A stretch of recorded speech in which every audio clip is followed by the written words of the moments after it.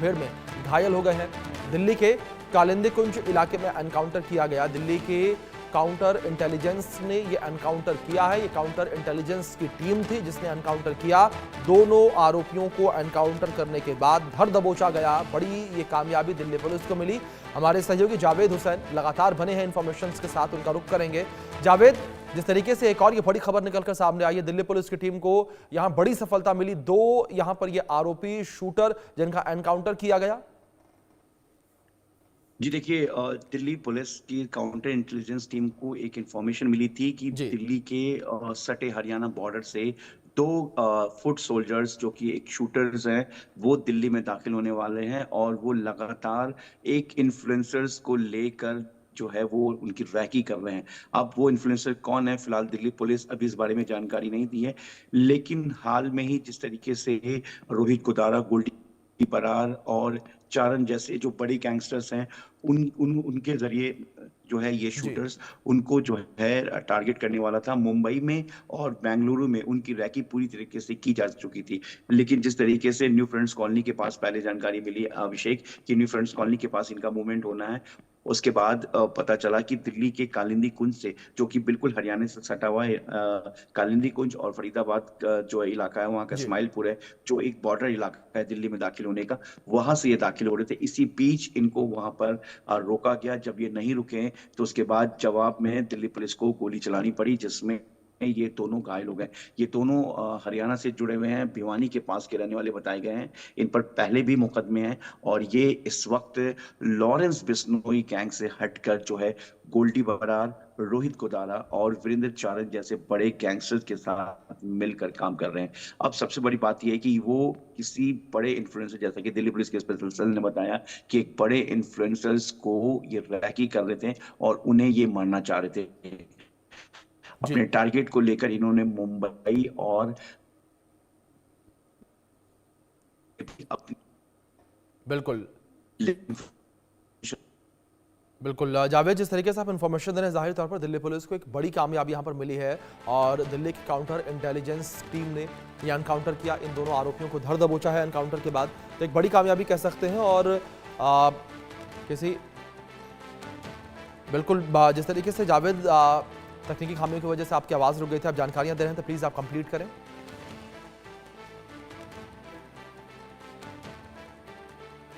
और देखिए, एक बड़े इन्फ्लुएंसर्स को ये टारगेट कर चुके थे, उनका की हो चुका, उन पर जो है उन्हें जान से मारना था। उसका पूरी तरीके से रोहित गोदारा और गोल्डी बरार और विंदर चारण ने इन शूटर्स को पूरी तरीके से ऑर्डर दे दिया था, लेकिन उन तक पहुंचने से पहले ही दिल्ली पुलिस ने इन दोनों इनकाउंटर के बाद गिरफ्तार कर लिया है। देखना है कि आखिर जिसके लिए ये दिल्ली में दाखिल हुए थे, क्या वो दिल्ली का बड़ा इन्फ्लुएंसर्स है या फिर दिल्ली के बाहर का, क्योंकि हाल ही के दिनों में एक इन्फ्लुएंसर से 5 करोड़ की डिमांड की गई थी। अब जी दिल्ली पुलिस जी ये भी जानने की कोशिश कर रहा है कि क्या ये वही इन्फ्लुएंसर्स है या कोई और इन गैंगस्टर्स के टारगेट पर है, क्योंकि हाल ही के दिनों में इस तरीके के जो गैंगस्टर्स हैं वो अब इन्फ्लुएंसर्स को भी अपना टारगेट कर रहे हैं।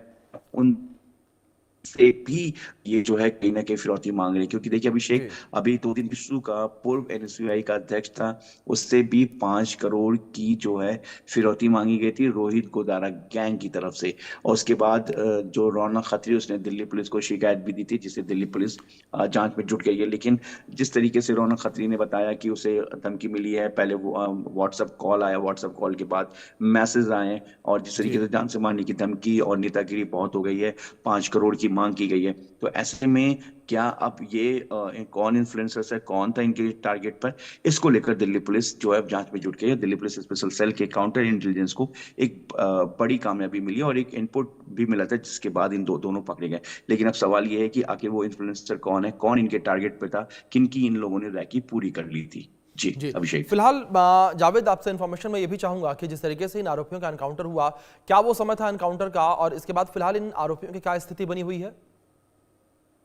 जी, इन्हें अस्पताल में भर्ती कराया गया, जहां पर इनका इलाज चल रहा है, औपचारिक तौर पर इन्हें गिरफ्तार कर लिया गया और इलाज के बाद दिल्ली पुलिस की काउंटर इंटेलिजेंस टीम इनका मेडिकल कराकर इन्हें कोर्ट में प्रोड्यूस करेगी, जहां से इनकी रिमांड लेगी और रिमांड लेने के बाद ये जानने की कोशिश करेगी कि आखिर वो कौन इन्फ्लुएंसर्स हैं, कौन इन गैंगस्टर्स के टारगेट पर हैं, जिनको ये जान जिनकी हत्या करने आए थे।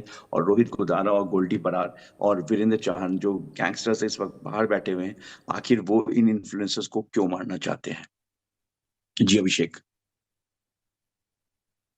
कि जाहिर तौर पर एक बड़ा सवाल यहाँ पर ये उठता हुआ नजर आ रहा है कि जिस तरीके से ये आरोपी दिल्ली के अंदर दाखिल हो रहे थे, किस आपराधिक घटना को अंजाम देने में लगे हुए थे। लेकिन जावेद, जिस तरीके से आपने न्यू फ्रेंड्स कॉलोनी का जिक्र किया, अगर बात न्यू फ्रेंड्स कॉलोनी को लेकर करें तो दिल्ली एनसीआर के सबसे पॉश इलाकों में से एक जो है न्यू फ्रेंड्स कॉलोनी को माना जाता है। यानी कि ये भी एक तरीके से अंदेशा लगाया जा सकता है कि ये आरोपी किसी बड़ी हस्ती को निशाना बनाने के शिकार में थे।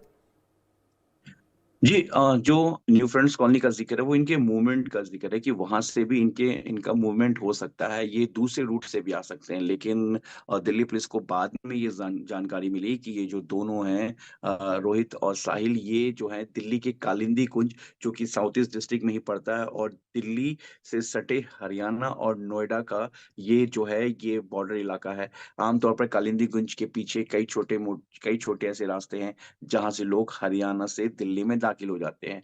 तो इसी तरीके से इन दोनों शूटर्स, जिनके पास से कुछ असलाह भी मिला है, कुछ आम एम्यूनिशन भी मिला है, जिसे दिल्ली पुलिस ने रिकवर कर लिया है, वो इस रास्ते से अंदर दाखिल जी होना चाह रहे थे। और राहुल और साहिल जिस तरीके से दिल्ली में दाखिल होकर आखिर जी। और क्या कुछ और बदमाश अपने गैंग मेंबर से मिलने वाले